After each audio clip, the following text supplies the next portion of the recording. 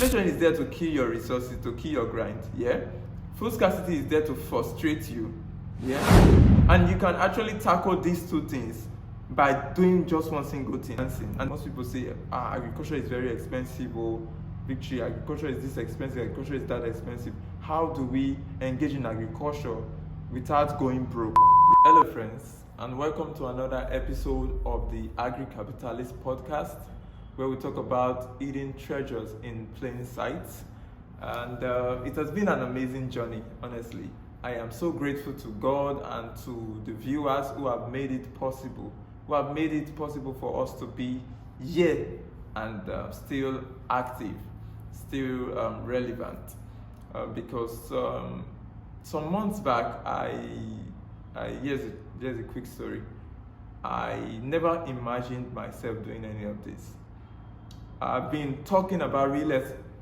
I've been talking about the value of land over the years as someone that's into the real estate industry. But I have never really sat down to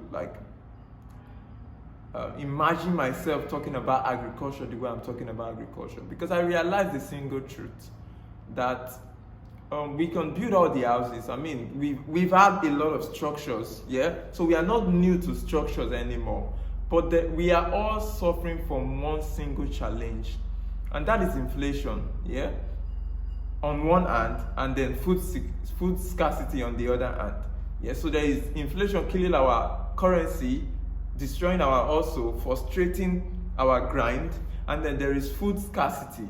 Yeah, the average Nigerian household is barely trying to survive. They are struggling to survive. And these two challenges, these two giant wall in our front can be solved, can be trashed, can be challenged with just one resources that we all have in common, and that is land and the values that are inherent in land. So it dawned on me that we actually need to rethink a lot of things that we've been sold. Yeah, and over this period of time, I have been writing articles. I wrote a book some months back, The Ground Beneath Your Hustle, and I have been writing series of articles on LinkedIn, trying to communicate what I think the average professional needs to hear, and that is agriculture. Now, I'm not saying go into agriculture by quit your job and start going into agriculture. No, I'm saying engage in agriculture as a part-time venture and see how long it takes you, and see how far it takes you.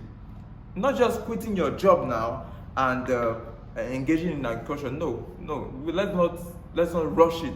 Yeah, let's take it a step at a time and just see how things changes, how things unfolds before we engage fully into agriculture, if that is your thing. Yeah, because one of the things is this: it's going to help you financially. Inflation is there to kill your resources, to kill your grind. Yeah, food scarcity is there to frustrate you.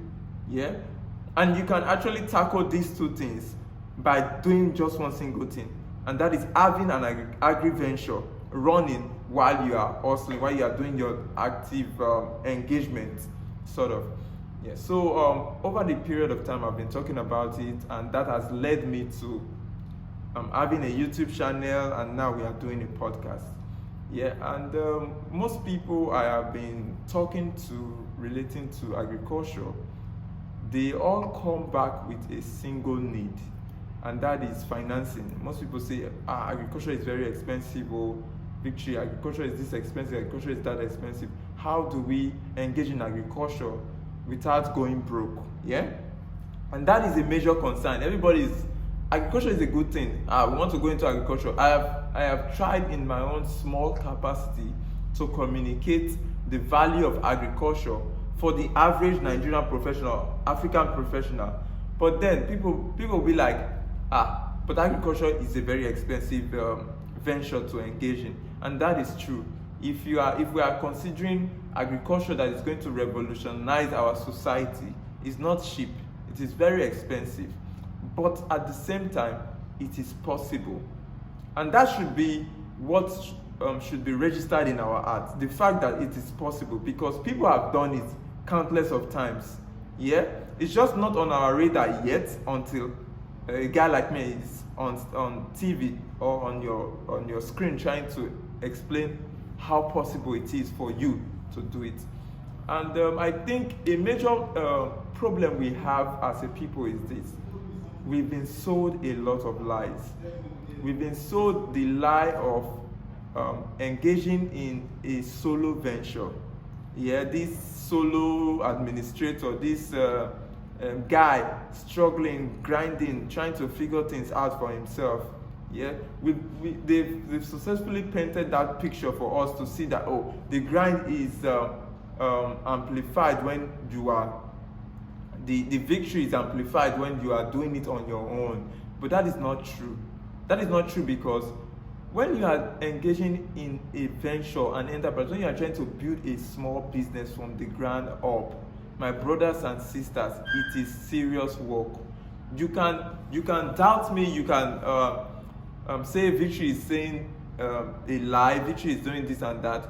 But you can ask around, the people that have done it, they will tell you that it is not so easy. I myself have started a business where I quit my job. I was 21 at the time. Yeah, I was 20 at the time. Yeah, and I was working for this company that was into community relations for Shell, and I just quitted my job. I'm like, I want to go into business for myself, and a lot of these motivational talks. Let's get into the game and see how far we can go.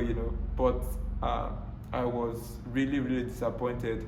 I eventually quitted, ran the business to the ground, and I lost my savings. Yeah, I lost my savings, lost a lot of my esteem to that venture going down. But over the years, I've gone to reflect on a lot of decisions, and I got to realize one single thing: you cannot build anything worthwhile alone. It's not possible. It is not possible at all. Look around you. The businesses that are thriving, they have people. They have people. They have staffs. Yeah, that is a common thing. There are staffs. This one is doing this. There is division of labor. All right. So you cannot do it alone. And if you should even take an investigative look into these businesses that are successful, you realize that they have, the founders, the management team, they have a mastermind behind such ventures. There are people that are planning behind the scenes. There are people that are pulling resources to ensure that this and this and this and this are happening. Now, here's the thing. A lot of successful businesses we know, brothers and sisters, there are a lot of successful businesses we know. They are actually built with a system where people pull resources together. We see the likes of Mr. Dangote, the Dangote Group. We only see Mr. Dangote as the front man, but there are a lot of people behind him that are working together with him to ensure that the Dangote Group keeps dominating, keeps winning. And that is the approach we should consider as a people, trying to build on this platform called agriculture. We should not do it on our own. We should not engage in agriculture like a subsistence farmer now. We should see it as an agribusiness, as a means for us to build wealth that will last, wealth that is formidable, wealth that will transcend time. So if you are being sold, if you are still holding on to the idea that you want to build this, you want to build that on your own, brother and sister, you are going to fail. Please, I'm not a prophet of doom here, but I'm just saying the truth. You are going to fail, because it's going to take a lot from you than the results you'll be seeing immediate. Yeah, and now I'm saying you are going to fail. I'm not saying financially now. God will not make you fail. God will not make you fail at all. You are going to succeed. But if we are trying to be real here, success comes in different angles. Yeah, you're building a business. You have your own life to live. Things are happening around you. But if you are solo trying to build a business, all your attention, all your focus will be tied down to that business, trying to see how you can, iterate, trying to see what works, trying to see what doesn't work, trying to strategize, and you are developing what they call tunnel vision. Tunnel vision is when you are just focused on one place, not seeing the whole picture. And that you keep doing that. We've heard stories of founders trying to build businesses, ended up losing their relationships, losing families. People are rich with no family to be around them. They have their business, they have the bigger names, and nothing else.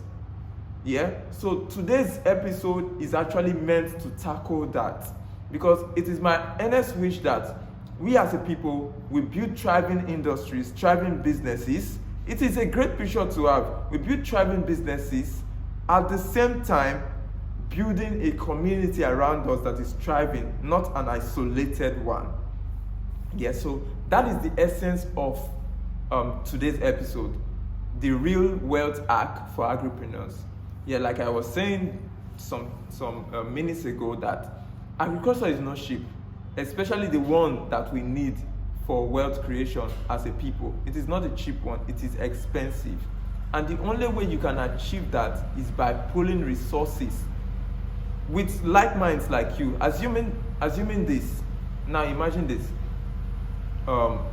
You want to start up a business, yeah? And you need 3 million to start the business. Imagine how long it's going to take you to raise 3 million. Now, I'm not saying some of us are not rich. Some of us, we have wealthy parents, we have wealthy background, we have a high-paying job, and we are okay, yeah? But I'm talking about the person, the individual that knows what I'm saying. You can relate to what I'm saying. You know how difficult it is. Most of us are trying to get by. It is hard. It is really, really hard. Most of us are trying to get by. So imagine you trying to get by on a monthly basis, yeah? And now trying to raise 3 million to start up a venture. You know how long it's going to take you. Sometimes the dream gets blurred by the distance it takes to get to where you want to go. Yeah, we get frustrated, we just defer the plan and move on with life. Yeah, but that it doesn't have to be that. It doesn't have to be the story going forward. Yeah, so back to this picture I'm trying to paint. Imagine you as a business, as a professional trying to start up a business.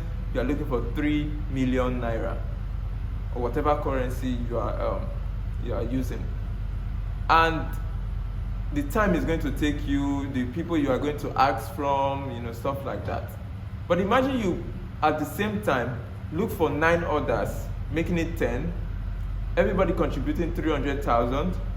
You've gotten 3 million within the shortest period of time. Like minds, please, like minds, not people that are going to destroy your venture, or people that are going to talk bad behind you and stuff like that. People that are willing to engage in the venture with you. Those are like minds. People that are willing to go through the process with you. People that want to win with you. Yeah, those are like minds. Then you raise that funds. That is enough for you to acquire land. And here's a tip for you starting out a business. I would advise you start your agribusiness on a leased land. That is because you get to use the land at a low entry, because if you start buying a land outright, you know how long it's going to take. Yeah, and if you have the resources to meet with a agri real estate company, that's also good. You can buy I think they have this instrumental payments. You can buy land instrumentally. That is good. But for those of us that are not privy to such kind of infrastructure, I would suggest you look for a leased land. Yeah, so that way you get to spend cheap on the capital project, like acquiring land. Yeah, you get to actually use the land at a very cheap rate, pending when you start earning to the point where you can now acquire it full time. Yeah, the 3 million is enough. The 3 million that you've put together is enough for you to acquire land, to set up your agribusiness from ground up, and you have enough left to even run marketing campaign if that's your thing, and keep moving forward. That way you are moving at a very fast pace, other than just trying to figure it out on your own. I know there are challenges, but think about this. If there are challenges and you are alone trying to figure it out, how long is it going to take you? And you are already starting a business. Imagine all the possibilities all happening at once. But if there are other people like-minded like you, trying to do their own part, contribute their own quota to ensuring that the venture grows, you will do that in no time. That is the wealth arc. That is the success arc we need to consider as a people. Agriculture is a possibility. The kind of agriculture that would create wealth for millions of people in our continent is a possibility. But the only way we can unlock that possibility, it is through pulling resources together. It is through this single word, collaboration. Collaboration, brothers and sisters. Collaboration is the key to unlocking wealth in Africa from agriculture. Yes, here's a single truth. We collaborate a lot, but for things that are not so valuable, in comparison, please. Let me give an instance. We collaborate, we gather money to set up a wedding, we gather money to, we do stuff with money, with people, right? But it rarely happens that we come together as a people to start up a venture. It rarely happens. And that should be something we cannot continue going forward. So pulling power, collaboration is what we need as a people to get out of the starting block, to get out of just complaining for a better government, just complaining for things to get better, things to get cheaper. We should look beyond that, because we've done a lot of complaining and things hasn't got better. We've done a lot of complaining, we've done a lot of protesting, we've done a lot of tweeting and all of these other things, shouting, crying. It has not helped us. It has not helped us at all. Now is the time to rethink our approach, and it starts with collaboration. Starts with collaboration. I'll keep sharing content on how we can build a formidable legacy through agriculture on this my channel. So if you are new, please subscribe so you don't miss out. And I don't want this to be too long, so I'm going to end it right now. I pray you get value from all of this. God bless you.